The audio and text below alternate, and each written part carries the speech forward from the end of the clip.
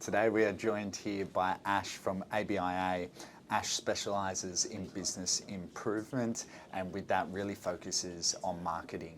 So thank you so much for joining me today. Thanks for having me, Adrian. Yeah, fantastic. Well, Ash, look, we've obviously been partners for a couple of years now. We have. Which has been a great relationship. Has its ups and downs. Yes, it has its ups and downs, but all of them do. Yeah. But Ash, can you give us a little bit of an overview of your background? You've been running the business for almost 20 years.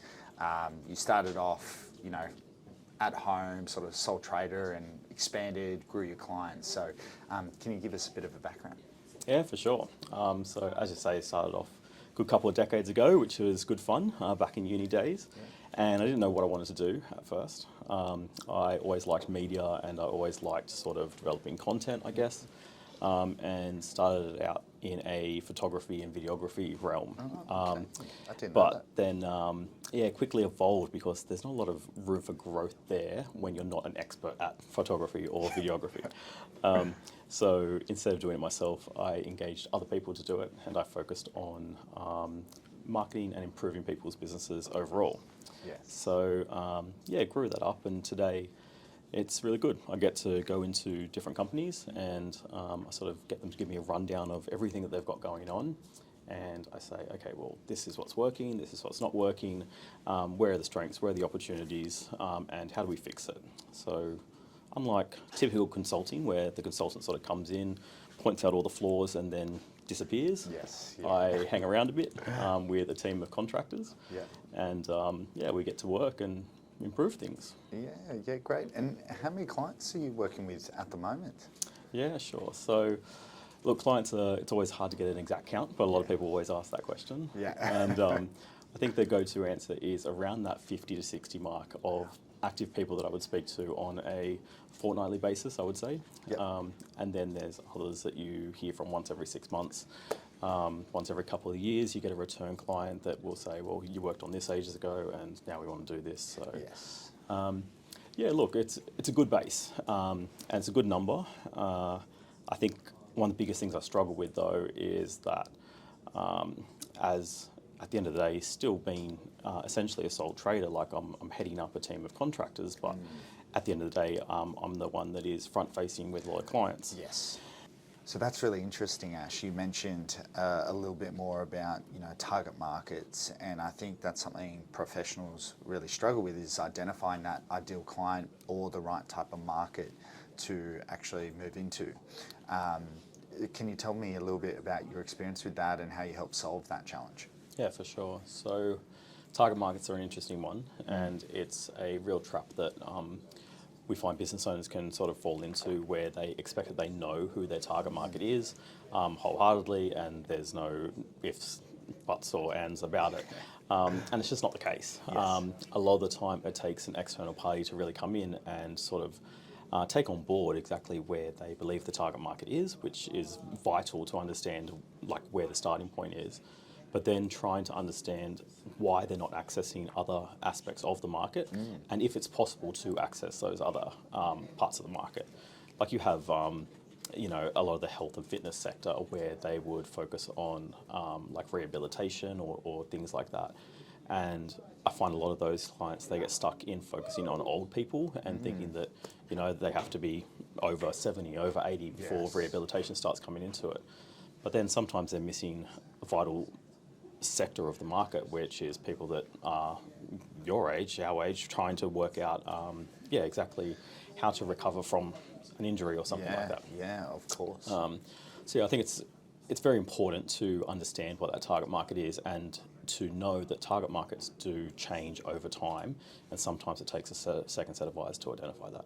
Yeah, of course. I think that's really interesting too, like changes over time. Yeah. And that's what I think a lot of professionals get stuck in, because sometimes their service never changes. Yeah. But their ideal client or target market definitely can shift. 100%, and the world's changing around them as well. Yes. Like it's really hard to sort of set out from day one and draw up like they tell you in business class at school that like you got to work out your target market. Business for dummies. And then go that's what it is. That's not what it is. It changes, and if you're not aware that it's changing, then you've got a problem and you've got to be missing out. Yeah, of course. And what are some of the things you do to help these business owners, either shift their thinking or, maybe if they don't know, start with some sort of identification of that target market? Yeah, sure. I think it's important to look at who their actual clients are, how closely they do align with what their actual target market is.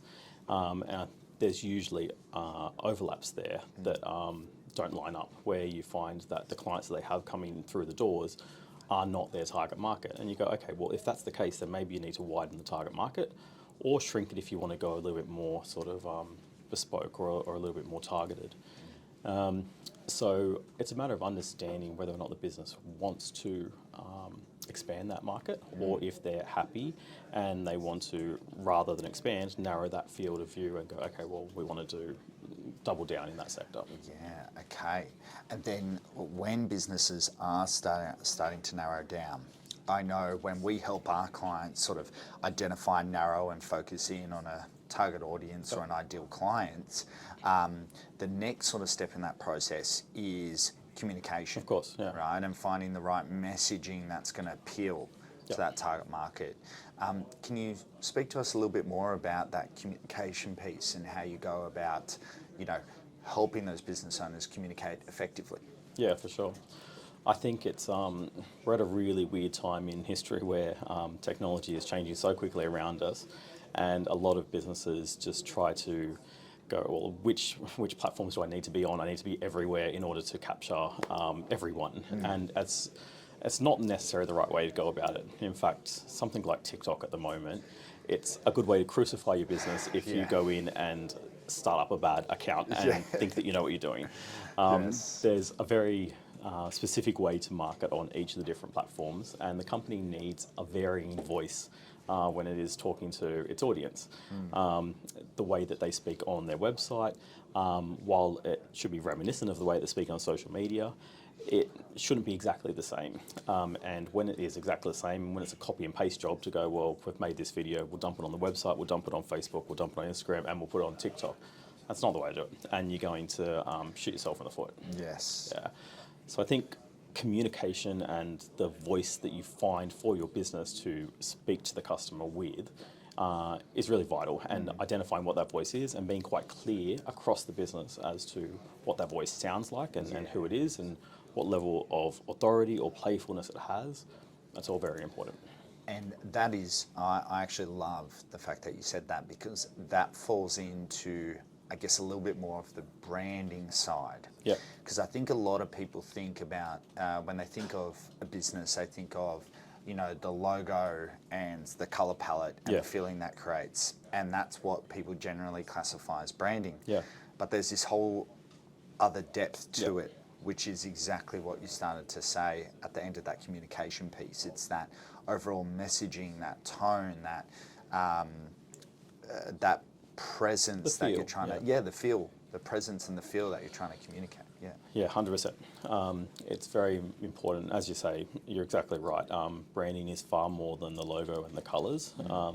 It is about finding how you sound, and the consistency of that sound to customers is vital, because it's not just in the way that you write, but it's in the way that you prepare your graphics. It's in the way that you prepare your videos. And you need to show up with the right tone in the right place. Otherwise, you're just sort of laughed out of the spotlight.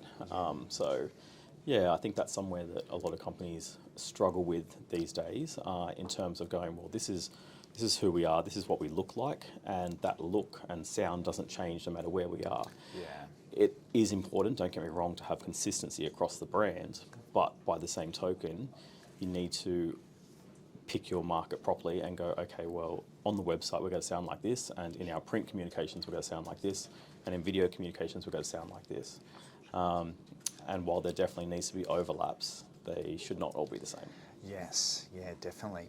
And I can't remember the customer's name, but you were telling me a little bit earlier about one of your clients who sort of went through, I guess, or was currently doing their own thing, and you had to sort of strip it right back, Yeah. start from that ground, reestablish that branding and strategy, and then, the results that were happening. Do you mind telling us a little bit more about that?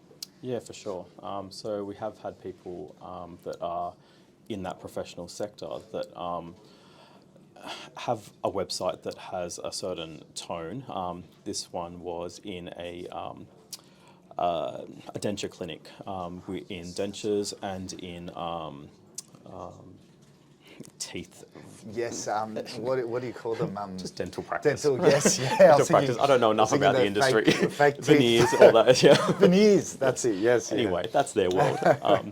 But I think it's very important for them because with an industry like that or with a sector like that that is so important, like health, and people are worried about their teeth and worried about their smile, you don't want to cop someone that is unprofessional, but at the same time you want to go somewhere where there's a bit of personality and a little bit of comfort in what you're doing. You don't want to go to a clinical, sterile place beyond it actually being clinical and sterile, but you don't want the personality of the brand to be like that. So true. So I think it's important with a brand like that to showcase in their website and in their messaging that they are professionals, that they do know what they're doing, and that they are on top of their game, and that they are the best in the sector. But by the same token, add a little bit of personality into what they do as well, and make it feel a little bit community based, and also make it feel a little bit sociable to be able to go and feel comfortable with your dentist to sort of go, all right, well, yeah, that's why I'm here, that's who I'm coming back to. And people come back for that personality more than they come back for the actual service. Yes. And that's important, yeah. Because when you think of, it's a great example, because when you think of teeth, my thoughts is smiles, happiness, joy. And if you come across as a sterile professional business, you're missing out on a whole market and 100%. It's almost detracting from your ideal client, right? Which is, someone who's trying to achieve that feeling. For sure. And we see it ourselves in our own industry, whereby as marketing experts or whatever we want to call ourselves, you've got to be approachable and you've got to be friendly. And while we can have this nice professional discussion and we can wear our jackets and our nice shirts for the day, at the end of the day, we're real people. And a lot of it comes down to logic and understanding of the people that you're trying to sell to and why they're buying it at the end of the day. A lot of marketing comes down to emotion, and understanding that emotion is what separates people from doing well at marketing and doing what they need to do to get by. Yes. So, there's a big difference. Yeah, of course. And I think professionals really struggle with that as well. They're not necessarily a feeling-based personality. Absolutely not. Right? A lot of people, like you have your accountants and your, while they're great at what they do, they're stuffy half the time, and they're the first to tell you that they're stuffy or that they can be a bit boring in their approach. So it is important to engage someone that can bring that feeling or can talk to that professional or talk to that insurance sector or talk to the agency and sort of go, all right, well, what are you about more than just the product? Yeah. And then once you find that feeling, then you go, okay, well, now we can sell that. Yes. So don't sit around and do it if it's not your game. Yeah, that's right. And I think it's interesting. We've spoken a little bit about communication, about branding and strategy. So what about more so on the implementation side of things? Can you speak us through the marketing approaches on how to get this brand, this strategy, this communication line, and how do we actually get it to our ideal customer, our white space audiences? Yeah, for sure. That's a real tough one. And as anyone knows, the world of sort of promotion and advertising is completely saturated at the moment. It's really, really hard to stand out. So I think when you do stand out, you have to understand what your message is and be confident in that message. I think what works a lot of the time these days, and it's a tactic that you can't implement by its very nature every single time, but disruptive marketing works really well in today's scope and in just in the realm of social media and in the realm of general businesses marketing themselves these days, you need something that is going to stand out and something that is going to jar people when they are scrolling and they're in that doom scrolling phase. You need something that is going to stop them and make them look twice. And I think finding what that is and disrupting their flow is the challenge, because you can't just make a stock standard graphic that you've downloaded from the internet and go, all right, well, we'll slap our logo on that and make it look good. It's not enough these days. Yes, of course. Just going back a little bit, disruptive marketing. Do you want to explain to our audience, I guess, really what that is For sure. a bit of a basic sense? Yeah, no, essentially it's just a separation from that mundane. I think when you are sort of scrolling through and you're seeing every ad, you know the ones that you're sort of ignoring it, but those ones that make you stop and have that half scroll back to go, hold on, what was that? That is generally the implementation of something that is disruptive. And a lot of the time, I think traditionally that was, they threw like sexual content at that in order to make that work. And these days, it doesn't need to be that. Like you can disrupt things in different manners. I have a client at the moment who is who has a website. They're a news company, like a sort of like a Daily Telegraph sort of situation, and they have their website that has all their news articles on it. And they've had a marketer approach them. A company approach them and say that they want to sell on their platform, but they want to do something different and what can be done. And it's a car company. They're trying to sell their new car. And typically people that are browsing news aren't looking for a car. Yes.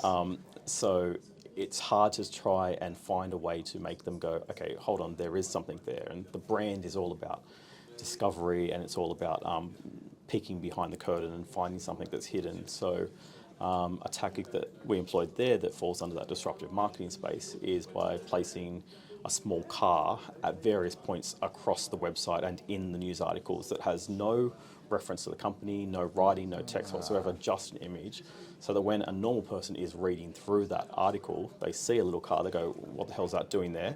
And they're likely to click it and end up hopefully buying a car. Yes, okay. Yeah. So I think it's just taking a slightly different approach and thinking about the way that everybody else is doing things and going, okay, let's put that aside as the stock standard reminder that we exist, but when we're actually trying to press something or we're actually trying to push something, we need to be a little bit more disruptive. Yes, and I think when we're speaking about professionals and even, I guess, tech companies are moving a little bit more outside of that professional space, but the biggest sort of trigger point at the moment I'm finding is AI. Yep. Everyone's jumping up and down for AI, and as soon as you hear AI, they're clicking on the article, they're researching more, or their ears prick up. And I think that's a great sort of description for maybe our viewers that would be watching this. Yeah, for sure. It's definitely a topic that's largely at hand at the moment and at the forefront of people's minds, and it's a scary topic for everybody because you're sort of like, well, no one really understands it, no one really knows what's going on. But it is something that is so important and so vital, and I think things like this that some people might disregard as trends, those people are the people that, back in the 60s said, I don't want a TV in the house because it's just a fad. Yes. Like, it's coming, it's here, and you've got to get on board. And if you can't do it, then engage someone that can. That's right.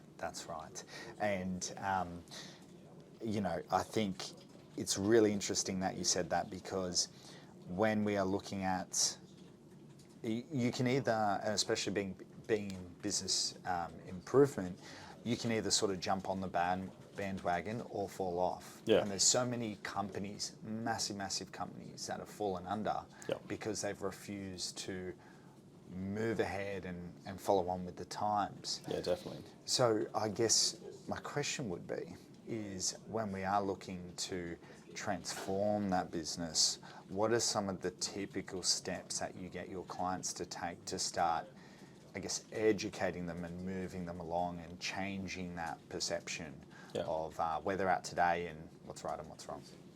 Yeah, I think it's really important to understand a business owner's openness to that change. That's very important, because if that openness isn't there, then it's really no use investing the time there. Many times I'll be engaged by a company and I'll sort of turn around and say, these are the elements that need to change, but they're quite change adverse, or they're quite reluctant to sort of explore those pathways. And you sort of turn around and say, okay, well, it's not my job to try and get you on board with this. I'm here, bringing you to the door and saying, this is what you need to do. And it's okay if you don't want to accept that, but I can't invest time in doing that and trying to get you over the line. I'm not here to sell the world to you. I'm here to go, the world is here and everyone else is buying it. Why aren't you? So in terms of that process that people follow, you do a lot of educational sessions, and it is important to understand who you're trying to teach these products to. A lot of my clients are older people, and they're people that are really good at running their business, and they know exactly what they're doing, or they're the world's best accountants, but they don't have a TikTok account, or they don't have an account with ChatGPT, and they don't understand how it all works. That's a discussion that then needs to take place, where you sort of go, okay, well, if you don't get it, that's completely fine. Would you like me to try and help you get it? And if not, that's okay too. Do you want me to take over that department for you and help you get the business where you need to be? Because I'm not going to force you personally to get there. But if you want your business to succeed and thrive in today's world, then the business at least needs to get there, even if you can't. So I think a lot of people have that trepidation before engaging in sort of a marketing agency, because they worry about are they going to change my whole world, and they going to change the whole way I'm doing things? And the answer is yes, but we're not necessarily going to change you. Yes, and that's the important thing, and that's where you can relax, I guess. Yeah, that's very true. And I love the saying, it's 1 degree. It's how can I change 1 degree every day in order to, turn the ship. Yeah, 100%. And people panic again when you sort of engage an agency. You're sort of like, my whole world's going to change overnight. Every system I have is going to change. We're not here to do that. We're not here to sort of come in and go, all right, well, how are you doing things? Let's change all of it. Yeah. We're here to say, how are you doing things? Okay, what are you liking about the way you're doing things? What aren't you liking? And let's move and grow in that space. Yeah, and I think it's hard for business owners because they've been in control the whole time, and to pass that and delegate 100%. some of that control over is very challenging. Definitely. I do it myself. Like, there's so many areas and there's so many parts of my job that I've taught myself, because you don't want to relinquish that control, and you don't want to give that over to someone else. You don't trust somebody else to come ahead and go ahead and do it. But the reality is, at the end of the day, if you take any big business, it isn't born from somebody sitting back and holding all the control and saying, look at me, I'm the best at my company. You got to be a small trader for the rest of your life. Yes. So to really grow, you do need to engage others, and yes, engage people that you trust. But by the same token, you need to get there. Yeah, definitely. And someone with those expertise as well, right? And someone that can, like you said, sort of help educate you and help, take the reins a little bit. Yeah, definitely. It's got to be someone you're comfortable with, and no good marketer or agency is going to come along and force you to sign up with them. Yes. They're going to try and understand who you are, trying to show them who you are, and make sure that you are compatible. Yeah. And that's really important, to make sure that you do have that compatibility. Otherwise, it's too big of a department in your business to be left to chance, and to be left to sort of go, okay, well, hopefully this all works out, and have some issues with the other person. So make sure it's working for you. That's right. No, fantastic. Well, thank you so much for joining us today, Easy done. Ash. We really appreciate your business insights. It's always a pleasure, mate. And Of course. I'm sure we'll be speaking over the Yeah, phone. I'm sure we'll catch up.